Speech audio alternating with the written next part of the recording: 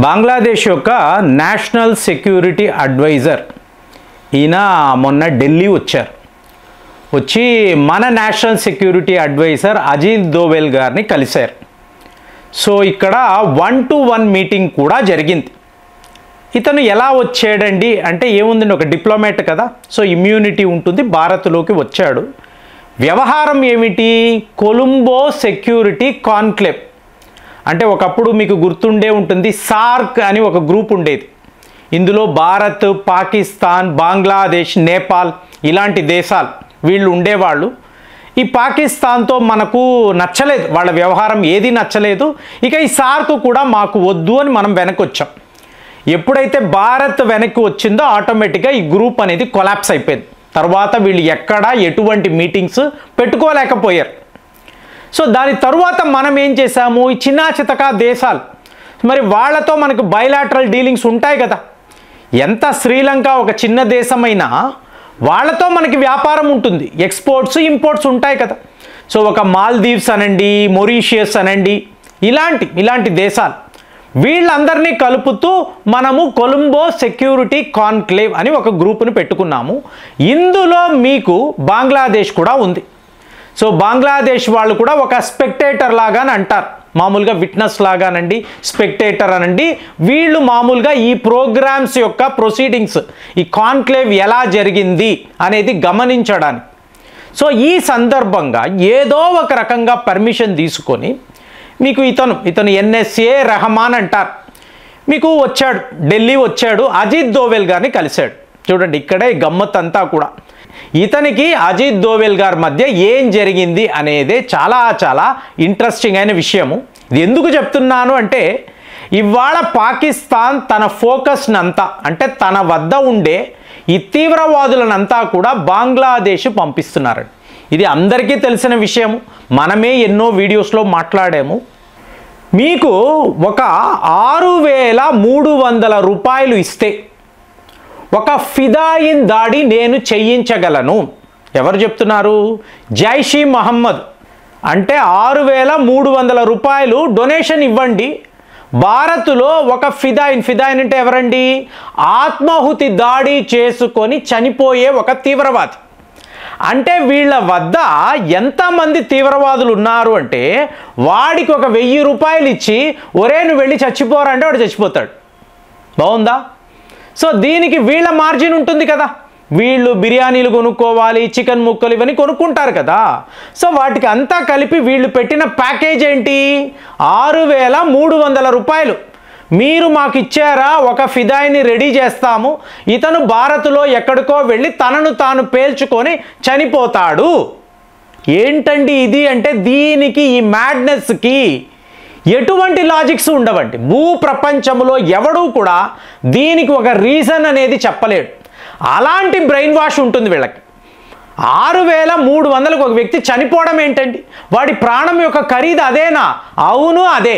నువ్వు ఇప్పుడు ఇవ్వు, భారత్లో ఒక దగ్గర మేము దాడులు చేయిస్తామని జైష్ ఈ మహమ్మద్ వాళ్ళు ఓపెన్గా అంటే, మీరు సోషల్ మీడియాలో ఈ మెసేజ్లు చూడొచ్చు. అలాగే మీకు పాకిస్తాన్లో ఉండే యూట్యూబ్ ఛానల్స్, అక్కడ మీకు గూగుల్ సెర్చ్ చేశారంటే మీకు టెలిగ్రామ్ ప్లాట్ఫామ్లో ఓపెన్గా వాళ్ళు ఇలాంటి ఒక పబ్లిసిటీ చేస్తున్నారు. సో ఈ సందర్భంలో బంగ్లాదేశ్ నుంచి నేషనల్ సెక్యూరిటీ అడ్వైజర్ వచ్చి, ఏమండి మీరు షేక్ హసీనాను మా దేశానికి పంపిస్తారా? ఆవిడికి మేము ఉరిశిక్ష వేసాము కదా అడుగుతున్నాడు. ఎవరిని? అజిత్ దోవెల్ గారిని అడుగుతున్నాడు, మూర్ఖుడు. సో మరి ఇప్పుడు ఈయన అడిగిన ప్రశ్నలు అంటే ఒక జర్నలిస్ట్ ఆయన చెప్తున్నారు, వీళ్ళ మధ్య ఏం జరిగిందని ఆర్టికల్ రాస్తున్నారు. సో ఆయన అడుగుతున్నారు, అసలు నువ్వు నేషనల్ సెక్యూరిటీ అడ్వైజర్వి కదా, నువ్వు ఏ పర్మిషన్ తీసుకొని, నువ్వు ఎక్కడ పర్మిషన్ తీసుకొని భారత్ దాకా వచ్చావు? అంటే మీ ఆర్మీ జనరల్ నీకు పర్మిషన్ ఇచ్చాడా, లేదా మహమ్మద్ యూనిస్ నిన్ను వెళ్ళమన్నాడా? ఎవరు పంపించారు? లేదండి మహమ్మద్ యూనిస్ గారే వెళ్ళమన్నారు, షేక్ హసీనాను పంపించమన్నారు, అందుకే నేను వచ్చాను, మిమ్మల్ని అందుకే కలిశాను. ఈ మహమ్మద్ యూనిస్ ఎవడు చెప్పండి? మహమ్మద్ యూనిస్ అనేవాడు ఎవరు? ఇతను బంగ్లాదేశ్ యొక్క ప్రధానమంత్రియా, లేదా ఇతను బంగ్లాదేశ్ యొక్క రాష్ట్రపతియా, ఆర్మీ జనరలా, హోం మంత్రియా, లేదా ఫారిన్ మినిస్టరా? ఎవరు ఇతను? ఒకవేళ ఇతనికి ఒక పదవి ఉందంటే ఎవరు ఈ పదవిని ఇచ్చారు? జవాబు ఉండదండి. ఇప్పుడు మోదీ గారు ఎందుకండి ఇతనికి మీకు అపాయింట్మెంట్ ఇవ్వడం లేదు? నువ్వు ఎవర్రా? నువ్వు ఎవరు? నిన్ను ఎవరు అపాయింట్ చేశారు? సిఐఏ వాళ్ళు, అమెరికా వాళ్ళు అపాయింట్ చేశారు. వాళ్ళకే నువ్వు చీఫ్ అడ్వైజర్, ప్రపంచానికి కాదు. బంగ్లాదేశ్ ఒక ప్రజాస్వామ్య వ్యవస్థ. ఆ వ్యవస్థలో మీకు ప్రధానమంత్రి ఎవరు? షేక్ హసీనా. ఆవిడ ఇవాళ భారత్లో ఉన్నారు, మా గెస్టుగా ఉన్నారు. ఎందుకు? ఇంకొక దేశం యొక్క ప్రైమ్ మినిస్టర్ ఆవిడ. ఆ హోదాలో ఆవిడ ఇక్కడ ఉన్నారు. ఆవిడకి మీరు ఉరిశిక్ష అంటే ఏ జడ్జి ఇలాంటి ప్రొనౌన్స్మెంట్ చేశాడు? అసలు ఆ జడ్జి యొక్క అర్హత ఏంటి? మీ దేశంలో ఉండే పార్లమెంట్ ఏమిటి? రాజ్యాంగ వ్యవస్థ ఏమిటి? What is your constitution? ఈ కాన్స్టిట్యూషన్ని ఎవరు నిలుపుతున్నారు? ఏ జవాబులే? అంటే ప్రపంచంలో అతి పెద్ద ఒక ప్రజాస్వామ్య వ్యవస్థ భారత్ అండి, అంతే కదా. ఇక్కడ నువ్వు నిలబడి మాట్లాడాలి అన్నప్పుడు నీ అర్హత ఏంటి?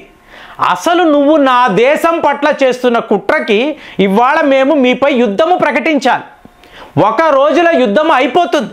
బంగ్లాదేశ్ దేశమే మీకు సర్వనాశనం అయినా కూడా మేము మిమ్మల్ని టాలరేట్ చేస్తున్నాము. ఎందుకు? ప్రజల జీవితాలు పాడవ్వకూడదు. మళ్ళీ మీరు ఎలక్షన్స్ పెడతారు, ఇదే షేక్ హసీనాను బంగ్లాదేశ్ ప్రజలు ప్రధానమంత్రిగా ఎంచుకుంటారు. ఆవిడ మీద మీరు పెట్టిన ఈ కేసులంతా కూడా తుక్కు అవుతాయి, ఏ కోర్టులో కూడా నిలబడదు.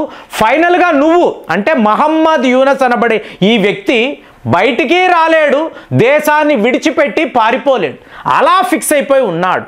వాడు చెప్పాడు అని చెప్పి నువ్వు ఢిల్లీ వచ్చి ఇక్కడ నువ్వు నాతో మాట్లాడుతున్నావు అంటే అసలు మిమ్మల్ని ఏమనాలి?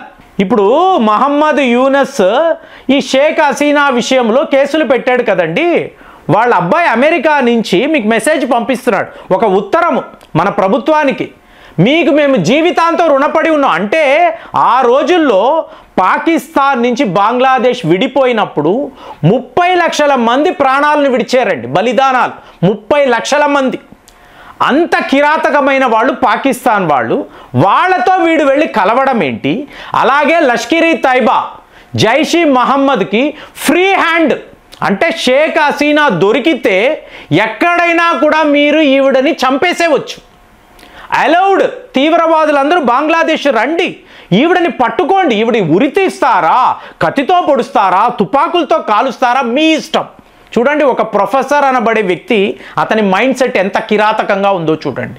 మొత్తానికి మనము ఆవిడని సేవ్ చేసి తీసుకొచ్చి పెట్టాము.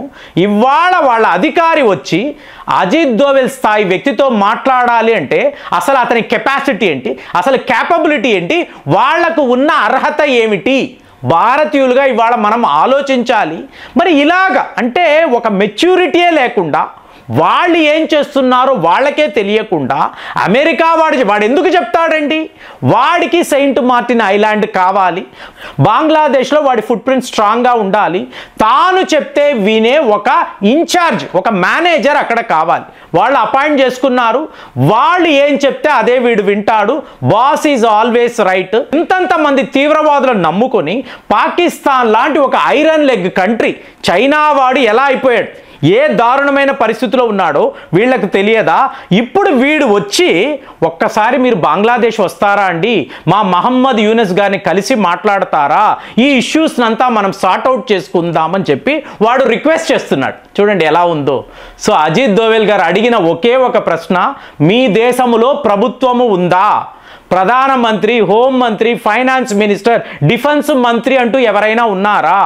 ఎవరూ లేనప్పుడు ఎవరితోరా నేను చర్చించాలి? కాబట్టి నువ్వు వచ్చావు, అక్కడ టీ పెట్టాము, సో టీ టైంలో మాట్లాడాము, గెట్ అవుట్ ఫ్రమ్ ఇండియా అని చెప్పి అతన్ని పంపించి వేశాము. మరి ఇలాగా బంగ్లాదేశ్ అడ్డదిడ్డంగా మాట్లాడితే ఈ దేశాన్ని ఏం చెయ్యాలని మీరు అనుకుంటున్నారు? కామెంట్స్లో రాయండి. మళ్ళీ వచ్చే వీడియోలో కలుద్దాం. జై హింద్.